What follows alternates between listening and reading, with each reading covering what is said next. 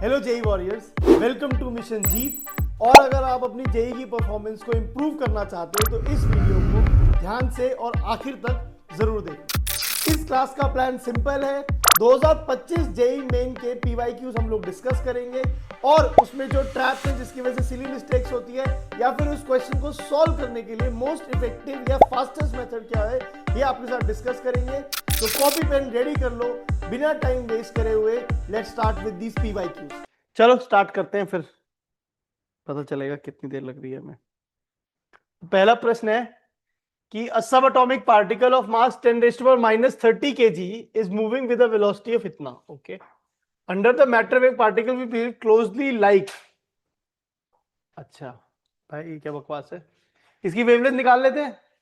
Wavelength कितनी आ रही है इसकी, h by m v. h कितना है 6.63 into 10 raise to minus 34 upon m कितना है 10 रेज़ टू माइनस 30 और v कितना है 2.21 इंटू 10 रेज़ टू पावर 6। ये 3 हो गया, ये 10 रेज़ टू माइनस 4 हो गया, तो 3 एंगस्ट्रॉम करीब करीब आ रहा है। 3 एंगस्ट्रॉम तो एक्स रेज है ना हमारे लिए, क्योंकि 100 से लेके 0.01 sorry 0.1 angstrom is x rays. ठीक है, तो बच गया, ये तो क्लियर हो गया। मेरे को लगा कुछ कहीं और ना फंस जाए, प्रॉब्लम हो जाएगी, बट ठीक है, that's okay, we understand it. Energy E and momentum of particle moving of mass m are related by some equation. Given that c represent the speed of light, identify the correct equation. यहां तो पिल गया मैं। ये result technically आपके syllabus का part नहीं है, क्योंकि कब आया है सी का टर्म, कब आया उसमें एनर्जी में। एनर्जी का फॉर्मूला तो हम हाफ एम वी स्क्वायर बोलते, मोमेंटम के टर्म में बोलते तो पी स्क्वायर बाय 2m बोल के खुश होकर निकल लेते, है ना। ये तो कुछ नहीं हो रहा इसका, तो this is a very irritating situation now.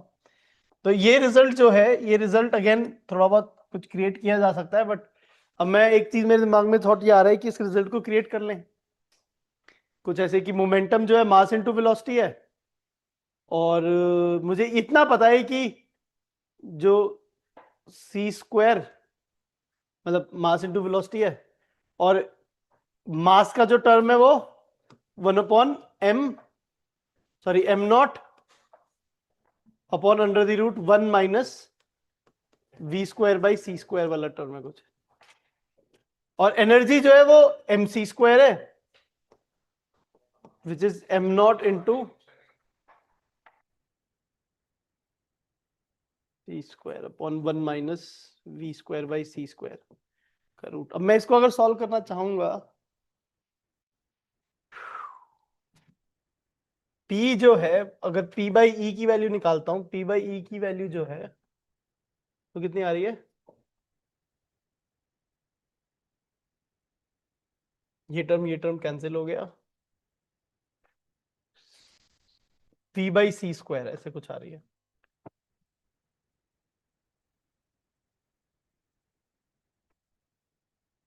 ऐसे तो नहीं पहुंच रहे हम कहीं पे भी, ओके तो फिर तो ये नहीं सॉल्व होने वाला। और एक चीज देख सकता हूं मैं इस क्वेश्चन में शायद,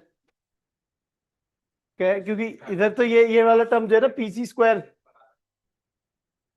ये डायमेंशनली हो जाएगा ना। डायमेंशनली कैसे, ई स्क्वायर क्या है, ई क्या होता है, ई और पी का रिलेशन क्या होगा, एम वी इंटू सी होगा ना, पीसी होना चाहिए ना ई, तो ई स्क्वायर जो है वो पी स्क्वायर सी स्क्वायर होना चाहिए। ये गलत हो जाएगा, ये ठीक हो जाएगा, ये गलत हो जाएगा, ये ठीक हो सकता है।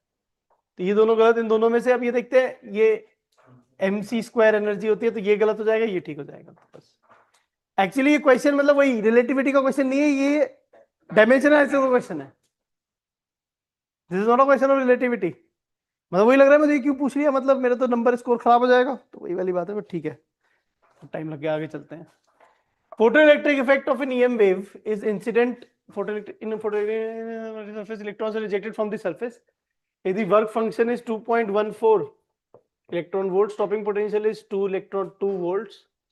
What is the wavelength? 4.14 electron volt आ गई आपकी एनर्जी, ठीक है। और वेवलेंथ की बात करते हो तो 12400 अपॉन 4.14, 1242 ऐसे हो जाएगा ये 4.14, तो ये 12420 ऐसे कुछ आ गया। नैनोमीटर में, तो नैनोमीटर में पूछ रहा है तो नैनोमीटर में ऐसे आ गया। 300 हो जाएगा ना ये तो। 300 नैनोमीटर, 300 नैनोमीटर जवाब बढ़िया है। चलो आगे चलते हैं। फोर्थ क्वेश्चन है, certain reason emission of electron in photoelectric field can be suppressed by applying a sufficiently negative electron potential to the photosynthesis. That is okay. मतलब suppressed as in a negative electric potential will stop the emission of electron from the surface of the varies linearly with the frequency of the incident radiation. ये भी ठीक है बात, but ये linearly very करता है, इसका इस बात से रिलेशन कुछ नहीं है ना, क्योंकि लीनियरली वेरी करता है तो अगर अगर ये नहीं करता होता लीनियरली वेरी तो भी तो आप रोक सकते थे ना। बट ये वाली कहानी है कि ये जो है varies linearly with the frequency of the incident radiation, ये पार्टिकल नेचर भी दिखाता है। और पार्टिकल नेचर का मतलब ये है, यहां में अब इसका करेक्ट एक्सप्लेनेशन है या नहीं, अब ये मेरे तुक्के वाली बात हो गई है। इट इज नो मोर कि वो इसको पार्टिकल नेचर देन दिस कर रहा है नहीं कर रहा है, या डायरेक्टली इसका रीजन समझना चाहता है नहीं चाहता, ये वाली कहानी है। तो मैं इसमें आई थिंक मैं बोलूं, मैं पेपर अटेम्प्ट कर रहा हूं, तुम कर रहे हो, मैं ना, तुम पूछना चाहते हो कुछ? अभी रुक जाओ, मैं कर लूं जरा, अपना तुक्का तो मारने दो। पक्कड़ बक्कड़ बॉम्बे बो, ये मार्क कर देते हैं, नॉट नहीं करेक्ट कर लेते हैं, ठीक है सर, हमने ज्यादा सोच लिया। तुम नहीं क्यों बोल रहे, मेरी चॉइस है ना, कुछ भी मार्क करना। बट मैं तुम्हें ये समझना आना चाह रहा हूं कि ये मेरी विडम्बना है अभी, कि मैं इसमें क्या मार्क करूं। I am not sure what I can mark, I will have to choose and that choice is sort of random, ठीक है, दैट इज ओके। पांचवा प्रश्न, an electron in the ground state of hydrogen atom has the orbital radius इतना, okay ठीक है, तुम्हें पता ही है। while that in the third excited state is इतना, the ratio of de Broglie wavelengths of electron in the excited state to that of so radius का formula जो होता है n square by z होता है ना, और n square जो है बेसिकली अगर हम देखेंगे तो 84.8 डिवाइड बाय 5.3 में दिमाग में कर लिया इसे, इतना तो इतना हो गया, 16 हो गया ना, 16 हो गया, तो n की वैल्यू 4 आ गई। थर्ड एक्साइटेड बता तो रखा था, पता नहीं बकवास में इतनी मेहनत क्यों। Ratio of de Broglie wavelength is excited to the ground state, de Broglie wavelength is h by m v, ये सेम है v की बात है ना, v z बाई n से प्रोपोर्शनल होता है n बाई z, तो जो लैम्डा n से प्रोपोर्शनल है, n के प्रोपोर्शनल है, तो fourth excite n equal to 4 में 4 हो जाएगा, तो 4 h बाई एम वी ना, और तो कुछ नहीं होना चाहिए, h बाई एम वी, ठीक है, अगेन दैट इज फाइन, कोई नहीं। हाँ वो तो एनीवेज डी ब्रोगली वेवलेंथ आई तो लॉजिक था उसका, क्या कहते हैं, बोर वाला भी उसने बताया नहीं था, but de Broglie wavelength n lambda होती है ना, एन से डायरेक्टली प्रोड्यूस होती है।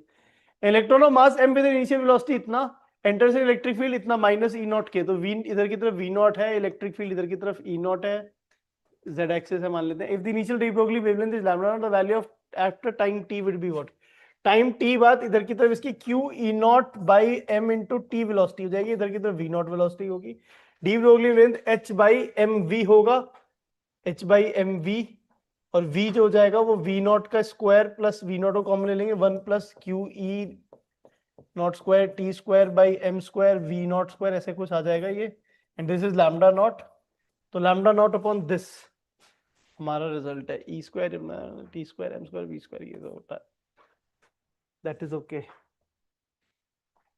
कुछ अलग यूनिक बात तो नहीं लग रही इसमें, ठीक है, तो ये हो गया। सातवें क्वेश्चन पे आते हैं, proton of mass mp has same energy that of the photon of wavelength lambda, okay,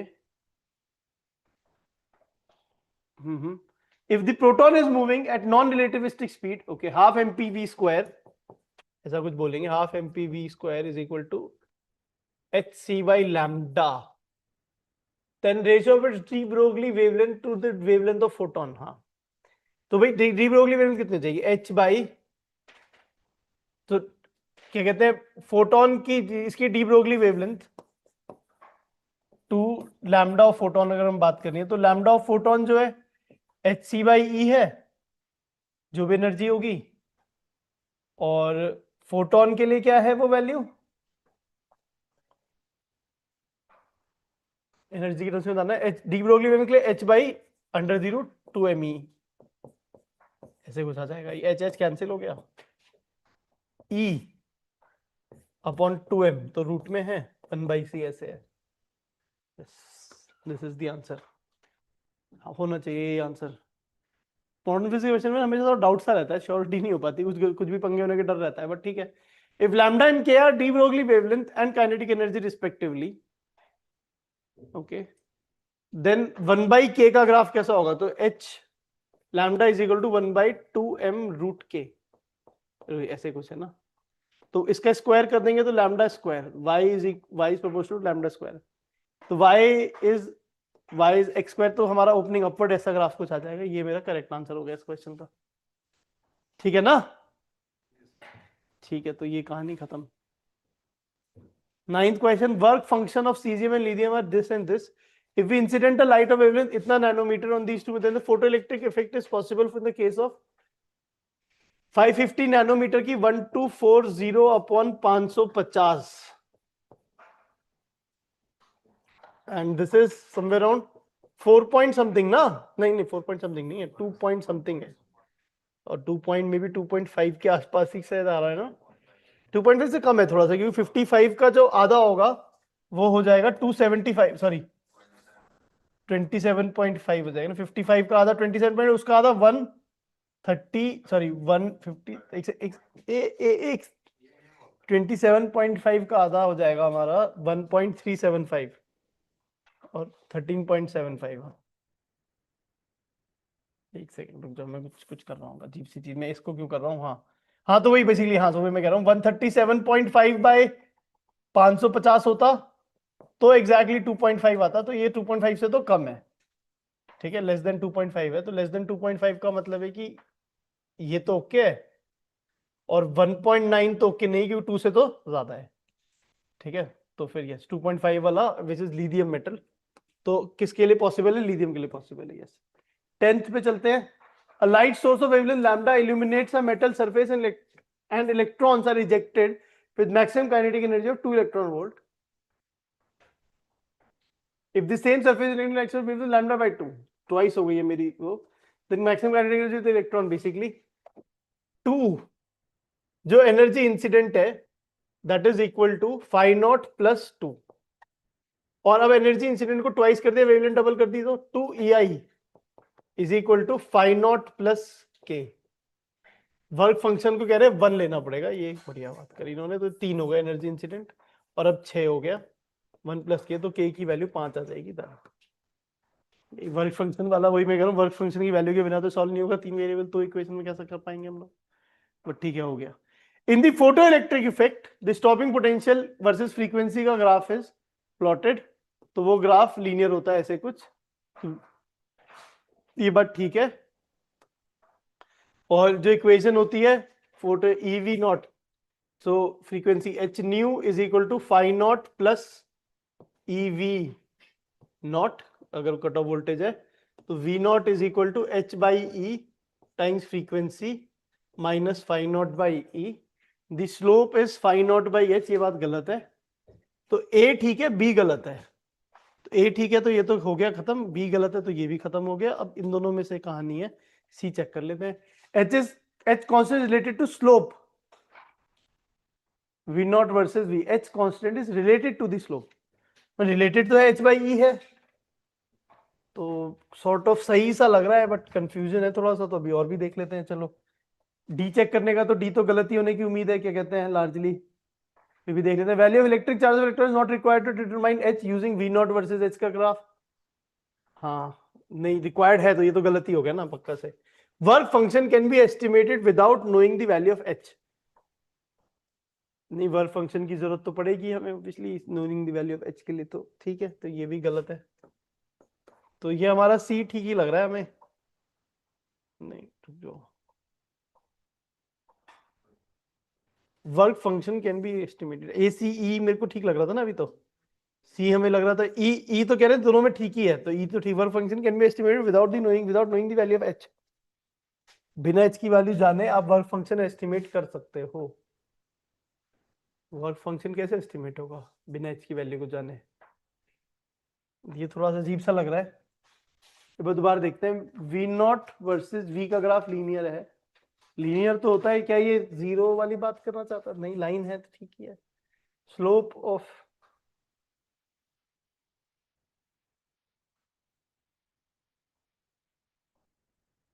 ये भी गलत है, ये लग रहा है डी भी गलत है। ठीक है, यही ठीक है, फिर हमारा 2 ही ठीक है। थोड़ा डाउट सा है मुझे कुछ कुछ ये ई वाले ऑप्शन में, सी में भी बहुत ज्यादा क्लैरिटी नहीं है, बट ठीक है, रिलेटेड टू है, इक्वल नहीं है तो ठीक है, मतलब चला लेंगे काम। तो 2 वाला ऑप्शन ही मार्क कर देते हैं। In an experiment with photoresist stopping potential increases with increase in intensity of incident light, no. Decreases with increase in this intensity से कोई मतलब नहीं है। Increases with increase in value, no, कम होता है। Is 1 by E times the maximum kinetic energy of the emitted photoelectron. हाँ, EV not होता है, हाँ बिल्कुल ठीक है, बात सही कह रहे हैं, ये बिल्कुल फोर्थ वाला ठीक है हमारा। तो यहाँ पे फोर्थ ऑप्शन ठीक है। 15 मिनट लग गए, थोड़ा बीच में उस वाले क्वेश्चन में फंस गए थे हम लोग, कोई नहीं, बच के निकल गए। Electron with mass m with an initial b naught, अच्छा, if initial de Broglie wavelength at t equal to 0 is lambda naught, then the value of t will be after time t will be lambda naught, क्योंकि magnetic field में तो speed change ही नहीं होगी, speed same रहेगी, तो h by mv तो same ही रहेगा, तो हमें पता ही है। दूसरे प्रश्न को करूंगा तो photo emissive substance is illuminated with a radiation of wavelength lambda I so that it releases electrons with de Broglie wavelength lambda naught। ओहो, क्या बकवास हो रही है। Longest wavelength of radiation emit photoelectron is lambda naught. Hc by lambda naught, which is Hc by lambda incident, is equal to plus kinetic energy. Plus kinetic energy. Express de Broglie expression for de Broglie wavelength is, so kinetic energy is essentially Hc 1 by lambda I plus 1 by minus 1 by lambda naught. And दूसरी चीज ये है कि जो हमने D Broglie wavelength का formula पता है वो क्या है, lambda D Broglie wavelength h by 2m e। अब वही ये वाला फॉर्मूला हमें रट नहीं लेना चाहिए कि 2m k वाली जो बात है, तो एच सी अपॉन दिस, ठीक है, बस h अपॉन 2mc आ जाएगा, h अपॉन 2mc ये वाला हो गया रिजल्ट, डन है। h अपॉन 2mc में ये रिजल्ट आ जाएगा, h का रूट अंदर ही है, ठीक है, दैट इज ओके। तो 1 वाला ऑप्शन आ गया हमारा। थर्ड प्रश्न के अंदर monochromatic light is incident on a metallic work function having work function 5, electron emitted normal to the plate of point A with maximum kinetic energy Ke enters a constant magnetic field perpendicular to the each electron passes through a curve and hits back the plate at a point B। oh my god, क्या बकवास हो रही है। ठीक है, तो ऐसा कुछ है, इलेक्ट्रॉन यहाँ से इजेक्ट हुआ और टकरा के वापस ऐसे आ गया मैग्नेटिक फील्ड की वजह से, बहुत अच्छी बात है। जो भी कहानी है, जिस डायरेक्शन में फर्क नहीं पड़ेगा। The distance between a and b is, ये तो हमें पता है 2r के बराबर होगा डिस्टेंस। अगर ये सर्कुलर पाथ में मूव करेगा तो डिस्टेंस 2r के बराबर होगा, और 2 टाइम्स r का मतलब है 2mv बाई क्यू बी, ठीक है, अगेन, और क्यू ई है, तो ये तो हमारे को ऑप्शंस में से दिखाई दे रहा है, ऐसे कुछ है। 2mv की जो वैल्यू होगी वो हम लोग देख सकते हैं काइनेटिक एनर्जी के बराबर हो जाएगी, तो under the root of 2mv जो होता है वो कितना होता है, 2 टाइम्स मोमेंटम जो होता है वो p square by 2m into kinetic energy, और काइनेटिक एनर्जी जो होगी वो अगर मैं देखता हूं तो hc by lambda minus 5 not. Work function options देख के मैं धीरे धीरे फिगर आउट कर रहा हूं। इसको अंदर ले जाके मैं 8 भी लिख सकता हूं, क्योंकि ऐसे ऑप्शन में मुझे 8 दिखाई दिया। आई थिंक ये वाला ठीक है मेरा आंसर, ये गलत है, ये गलत है, ये गलत है, 2 2 2, ठीक है, ठीक है। तो मोस्टली इस तरीके से मैं इसको निकाल लिया, पर आगे मेरे को एग्जैक्टली सॉल्व नहीं कर रहा, मैं देख रहा हूँ ऑप्शंस के हिसाब से मैनेज करता जा रहा हूँ, ठीक है। हाँ, तो कोई नहीं। Radiation pressure exerted by a 450 watt की light source on a perfectly reflected surface at 2 metre away from it is, तो जो प्रेशर है, प्रेशर जो होता है 2I/c, परफेक्टली रिफ्लेक्टिंग है तो 2I/c हो जाएगा, तो 2I कितना है, 450 डिवाइड बाय 4πr²। अगर मैं ये मानता हूं कि वो कि डिस्टेंस के साथ वेरी कर रहा है, ये I है अपॉन c है, 3 इंटू 10⁸ तो 900 अपॉन 3 300, ये टर्म्स हो गए, 10⁻⁻6 क्या आ गया, 4πr², r कितना है 2 4 16 पाई। कुछ तो गलती हो रही है। रेडिएशन प्रेशर, पावर दे रखी है हमें, डिस्टेंस दे रखा है हमें, is what,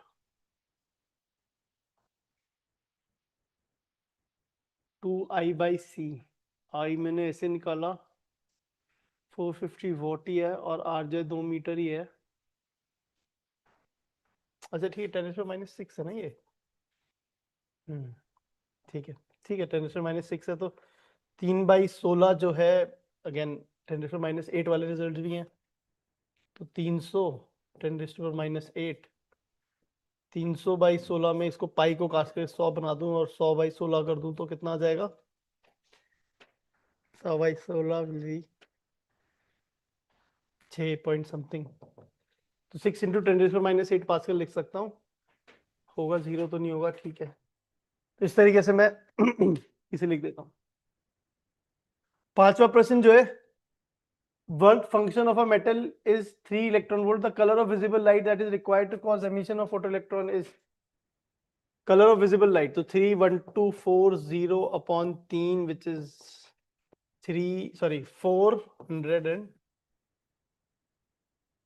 volt types, 410 nanometre. तो वही है, मतलब जो हाईएस्ट ब्लू ही होगा फिर, तो जो सबसे ज्यादा एनर्जी वाला रेडिएशन होगी, क्योंकि उसके अलावा तो सब सबसे ज्यादा हो जाएंगे। 410 ही करीब आ गया तो वो तो बिल्कुल ऑलमोस्ट हम एक स्पेक्ट्रम के दूसरे एंड पे ही पहुंच गए।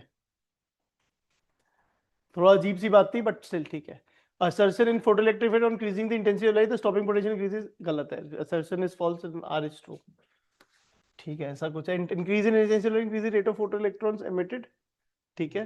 Provide the frequency of light greater than the threshold frequency, ठीक है, बढ़िया बात है। सातवां प्रश्न, a small mirror of mass m is suspended by a massless thread of length l.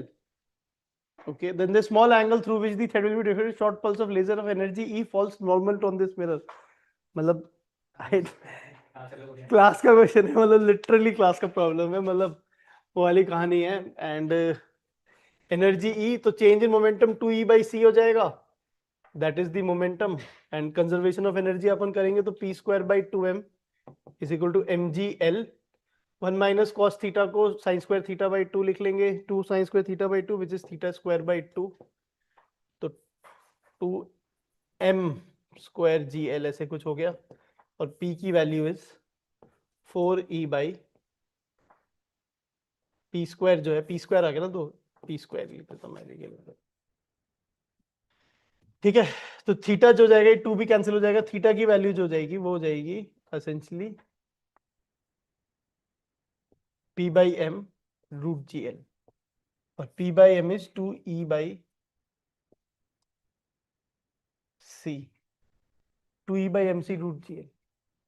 ये हमारा फोर्थ वाला ऑप्शन यहाँ पे आ भी गया, ठीक है। मतलब वो क्लास का क्वेश्चन से थोड़ा रट लिया हमने, बस हमें बस सॉल्व हो गया हमसे, that is the only thing. वरना तो ये मुश्किल ही क्वेश्चन है, क्योंकि पहले मोमेंटम कंजर्वेशन करा के ये निकला, फिर ये निकलना है। ये भी ठीक है, इसमें गलत होने के चांस कम ही थे। सातवां क्वेश्चन, फोर्थ, हाँ ये भी ठीक है, ये भी ठीक है। आठवां क्वेश्चन, ये तो ठीक ही होगा। आठवां के बाद नौवां, किसी, अच्छा लिथियम था ना, नहीं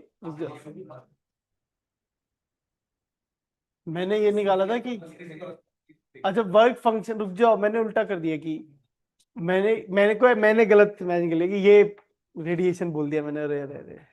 हाँ, ये हमें ये था कि सीजियम वाला एमिट हो जाएगा, वो एमिट नहीं होगा भाई यार। 4 नंबर, मतलब 5 नंबर गए और उड़ गई रैंक सारी की सारी, बट कोई नहीं, ठीक है, तो कुछ ठीक भी तो हुआ होगा, है ना, ठीक है। तो maximum kinetic energy of electric electrons will be, ये ठीक है, ठीक है। 11वां, तो तुक्का, ये तुक्का था, देखो एक तुक्का ठीक हुआ, एक तुक्का गलत हुआ, है ना। तो नेट रिजल्ट कितना है भाई? इसमें +4 हुआ, उसमें -1 हुआ, हाँ +3 हो गया ना।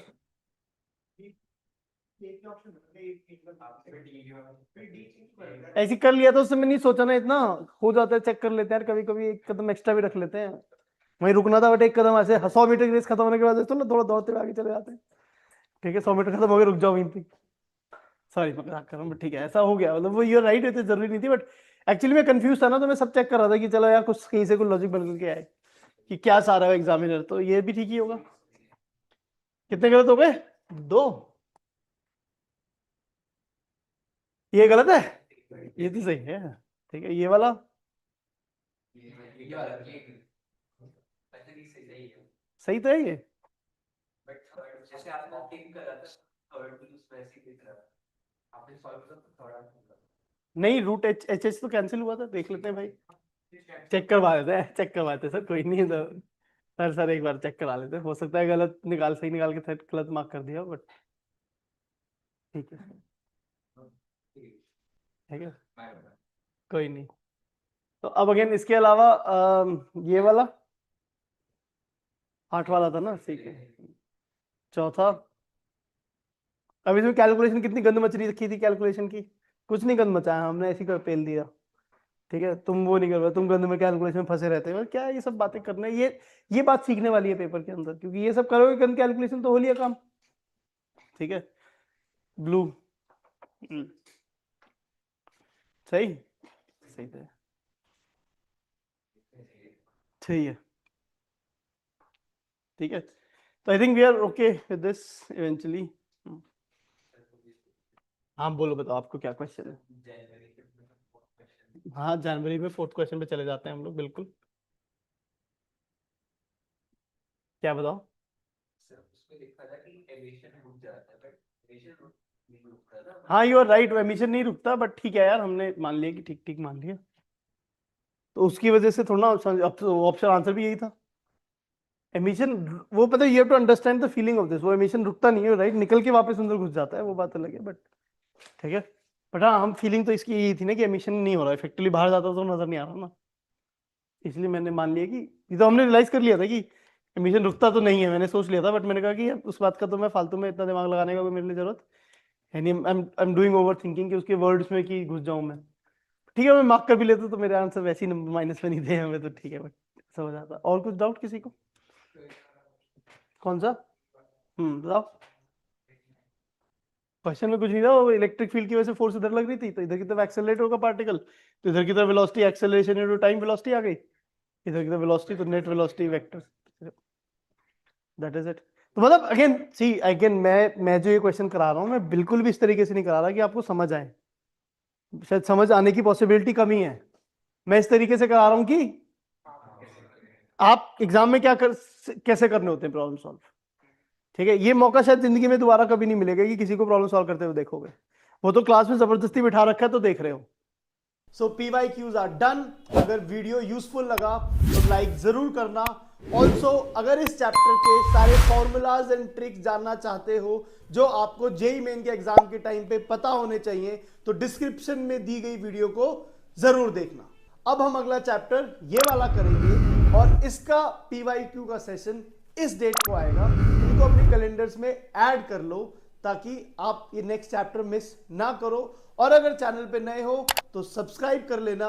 Keep pushing yourself, don't give up, and let's meet in the next class. Go for Jeet.